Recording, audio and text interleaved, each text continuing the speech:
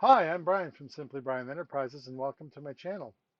In today's video, we're going to be looking at the homework solution for TopTechBoy's Raspberry Pi class, lessons 19 and 20. In these lessons, we're going to be looking at the servo motor and we're going to be doing some simultaneous input and output and have a little fun with that.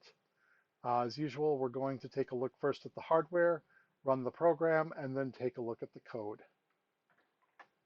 So first I want to take a look at how our hardware is configured. You can see I've 3D printed this little box thing to hold the servo in place, as well as a potentiometer and a joystick.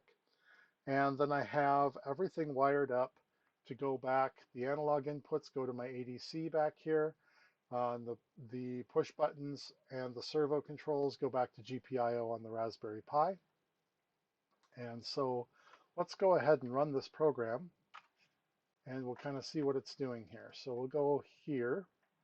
And what I've got is I've got my potentiometer, and you can see as I turn my potentiometer, my servo follows. Um, by the way, I've got to give a shout out to Lori. I loved your hand-drawn protractor that you used to actually measure the angles. That was really ingenious, and I thought that was really neat.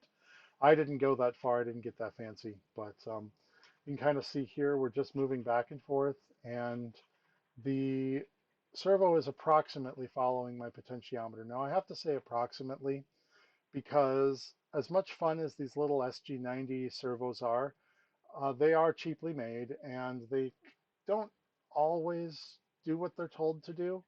So there's a little disparity, and you can see even um, as I move left and right. Here, let me switch real quick. Just grab this. So these are 180-degree servos. So we have kind of this, if you can imagine, here's our origin. So we're at 0 degrees, and then we come across 180.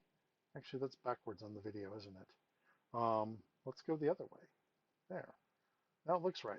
All right, so he is 0 degrees, and then as we increase the value of the PWM, we go 180 and then back to 0. Well, sometimes what I've noticed is that the little gearboxes in the servo, it's almost like they skip a gear tooth or something, because suddenly 0 degrees is there and then 180 is something like that. And so as we go back and we look at the hardware, you can see I don't have the screw here in the horn because I've had to reposition this a few times through my experimentation of moving it 180, 0, 180, 0, and back and forth. It slowly twitches off of what the horizon is. And so um, that's been a little challenge to get this right. So it's not perfectly accurate, and a lot of that has to do just with the limitations of the SG90. So what we're doing right now is what we would call absolute positioning, where I turn the potentiometer and the horn follows. But what if I wanted to do more of a relative positioning? Like I wanted to start in a location and then I just kind of wanted to jog the potential or the servo left and right. Well, that's why I have the joystick. So I'm going to press the button on the joystick and we're going to change. Now we are no longer in relative, or I'm sorry, we're no longer in absolute mode. We're in relative mode. So now we're going to just slowly jog it this way, slowly jog it that way, slowly jog it back this way, and so on and so forth. So if there's a particular angle I just want to kind of bump it to, I can do that. Just a little bit, little bit, little bit. And then of course, if I hit the button again, we go back to absolute positioning. That's an interesting flaw in the servo as well. When I switch modes, I thought I had a code problem, and then I looked closer and realized I actually have uh, kind of a servo type problem more than a code problem. Sometimes when I flip between absolute and relative modes, the change of the position doesn't always register, even though the code tells it to. So that was an interesting challenge as well. Love playing with these SG90 servos. I would never use these as anything serious. Like if I was building a robotic arm or something, I would definitely not use these SG90s. I'd use something a little more quality. But as we're learning, certainly is definitely something that is valuable to us more as experimentation and learning. So here I've got the code running, and I've got basically debugging output you can see. So as I move the potentiometer, this was actually some debugging code I put in there because I wasn't getting the servo to move when I hit the push button to change. And so again, I thought I had a code problem, so I was outputting all my variables, and all my variables were right. It's just that the servo wasn't responding. So a little bit of a challenge there. So since we are talking about servos, I wanted to have some pun for my program exit button. And so I thought, okay, servo serving tennis. Ooh, that'd be kind of fun. And then I thought about a very early video game that I had, like one of the very first ones that came on the market, had a game called Squash, which is, of course, a modified version of tennis. But I'm remembering back to this video game called Squash, which was kind of Pong-like in a way. And so I thought that's kind of cool. So we're going to use this. So for this program, we're going to call it the Squash button, kind of a layer of puns, if you will. All right, enough banter. Let's take a look at the code. So we come in here to the code, and you'll have to excuse me. I got to pull up my chair so I can read this a little better. And so I'm just setting up my GPIO pins. I've got my uh, button for the stick, or the pin for the stick button, I should say, the pin for the squash, and the pin that actually drives the servo. I should make a note here. I'm just going to go off here real quick. So I don't know if you can see it on camera. Let me see if I can move it around. Yeah, there's something in the way here. On my breadboard, I have two power rails. I have a 3.3 rail and I have a 5-volt rail. And that 5-volt rail is actually coming off of the power supply. It's not coming off of the Pi. So when I'm doing any sort of servo project, like if I was using a higher powered servo, that's important. I want to pull off of the power supply, not the Pi 5-volt rail. And you do need to run these things at 5 volts. I made the mistake early on of running it at 3.3, and the servo the servo misbehaves pretty badly when you only give it 3.3 volts. So make sure you're supplying it with 5 volts, and then of course the control pin to the GPIO. And here I'm setting up my ADC inputs. These are the same I've been using for the joystick, where I've got my joystick X, joystick Y, and then the potentiometer going into pin 2. I'm setting up my GPIO pins there and setting up squash. Now this is where I get into, in my last video I talked about monotonic and tracking states.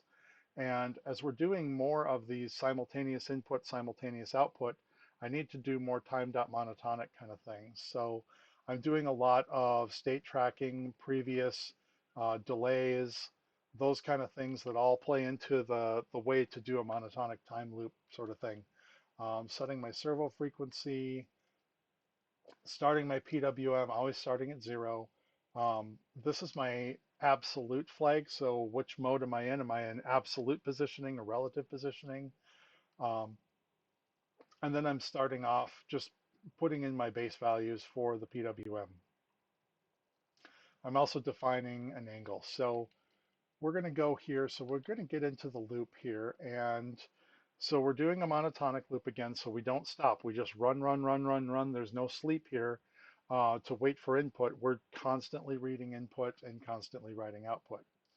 So we're going to go, actually, that's not true, and I'll show you. We're constantly reading input, but output is a little different in this case. And I will show you what I mean by that. So we're reading in the input, and then we've got two different blocks here. So we've got, are we in absolute mode or relative mode? So I come into absolute mode, and here is where I decided to leave this kind of expanded out. I am interpreting the input from the potentiometer and translating that to an angle on the horizon from 0 to 180. Other way, 0 to 180.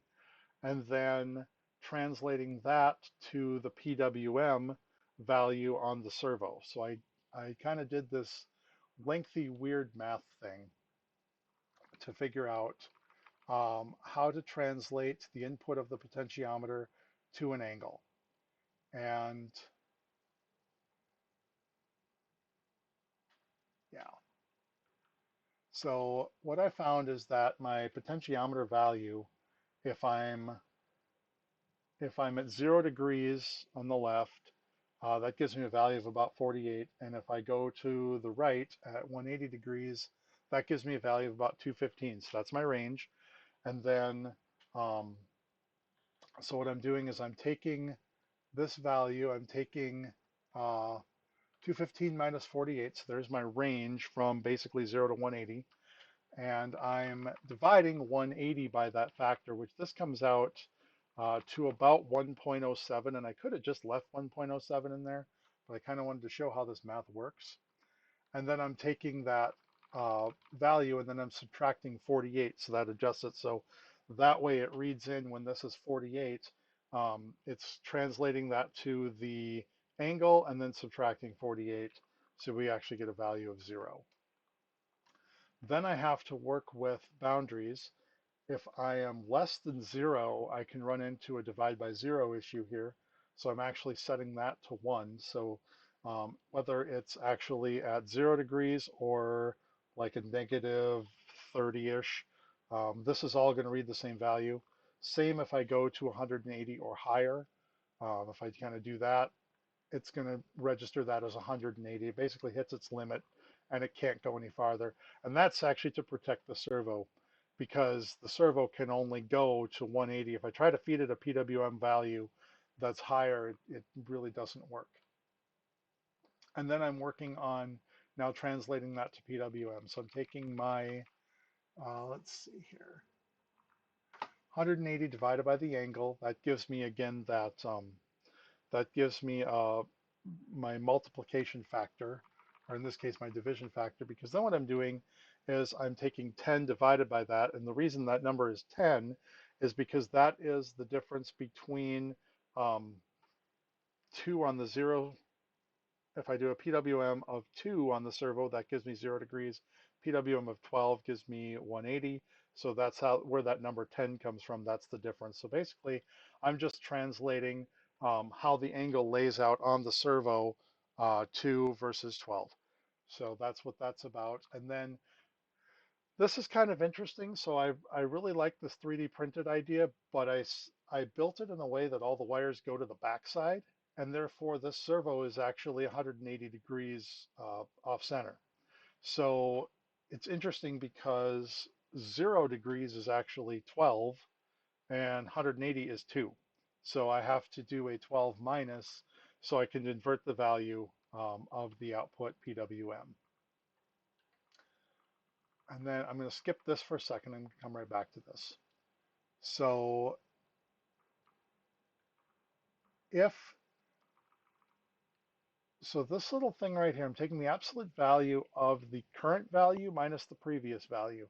This is to determine, did something change? Because if it didn't change, I don't want to run the position code. If it did change, then I do. So if I turn this knob, it will change the value of servo cval, and it's going to be greater than 0.3 when it does the absolute value. Of course, it's absolute value because it could be negative or positive. I just want to see a change. And that's where we get now these debugging lines of the value was, the value is. That's to let me know, hey, we're running the reposition code. We're going to change it. So the first thing we do is we output the value and to the servo. But one of the big complaints with the servos is the amount of jitter. So I can set this to, if I turn it here, I'm at about 4.5, and it'll just kind of sit there and jitter. And I found a great way to fix that is to put a very short sleep loop here and then set the PWM to 0. Because when you set the PWM to 0, the horn stays where you left it and it does not move because it's not getting a signal.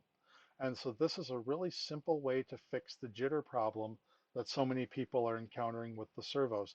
I know there's libraries and some other techniques, but this one just seemed like a simple way to do it. And since I only run this code when there's a change, I can set this here, the horn will move and it'll stay until I tell it to move. And it won't jitter because it's done that little 100 millisecond sleep. The 100 millisecond sleep is just to give the servo enough time to move into position. And then it goes to 0 and it will stay at 0 until it's told to change again. And then we also reset the previous value. That way, the next time through the loop, cval and pval will be the same and it won't run this code and it will just basically do nothing. All right, so now we get back to what if we are in relative mode. And I cheated here a little bit. I didn't do all the angle math again because I kind of knew what my PWM values were going to be. I know that when I switch to that mode, I want it to be at straight 90, which is PWM 7. And then when I go left or right, I'm going to increment or decrement the PWM by 0.5. If I'm not mistaken, that's what I'm using. Oh, I set it as a variable up top, but I believe I'm using 0.5 as my step here. So when I push it left or push it right, it's just doing a PWM of 0.5, which is, I think, if I remember correct, is that 9 degrees or 18 degrees? I can't remember the math, but it's a small step anyway. And so, and then of course I have it set that if I go off the end of 12 or 2, it's just going to keep sending it 2. It's not going to keep incrementing. So now we come down a little further, and here's where we get our push button switch with the stick, and this is where we're using a time.monotonic type loop. So I'm looking at the current time and the previous time that I set above, compare it to the delay. Has the timer expired? Okay. Is it true, which means that the button is not being pressed? If it's true and it was, if it's true and the state was true, which means it was being held down, now I've let go, then we're going to run this code to swap it. Otherwise, we're just going to um, actually, no, this is against the false. So this is if it's held down, we're setting it to true, resetting the previous counter, and then when I let go, okay, now it's true. Did the state change? Yes, we're going to flip the absolute from true to false or false to true. If it's false, here's where I set the uh, PWM value of 7, so we get a perfect 90, or semi-perfect 90 if the servo behaves. And then we reset our values, and we're going to go back through the loop. And then the squash button works pretty much the same way. We're just waiting for that timer to expire. If it's held down, we come down here, we set the state to true, release it. Okay, it was true. It did change. We're going to increment it. And now we're going to do game, set, match, and end the program.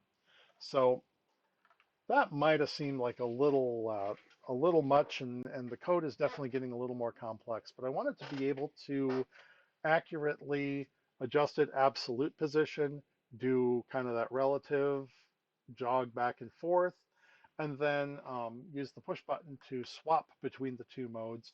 And of course, the big thing is then get rid of that jitter as well. And so all of these different ideas kind of came together and made code that may be a little excessively elaborate, but I certainly enjoyed working on it. Hope you enjoyed watching this video. If you did, hit like and subscribe below. Do need to make a little note. My next videos, well, first of all, I'm behind on homework. This is lesson number 20, and we just wrapped up Paul's lesson 31, so I'm a little behind. Oops. Um, I'm going to be doing the next few videos out of sequence, and I'm going to explain in my next video why that is. I just want to take what Paul has done and shuffle it around a little bit because I actually have some cool project ideas, and so I need to introduce some components before others. Anyway, I thank you for watching. Brian from Simply Brian Enterprises, and I will see you next time.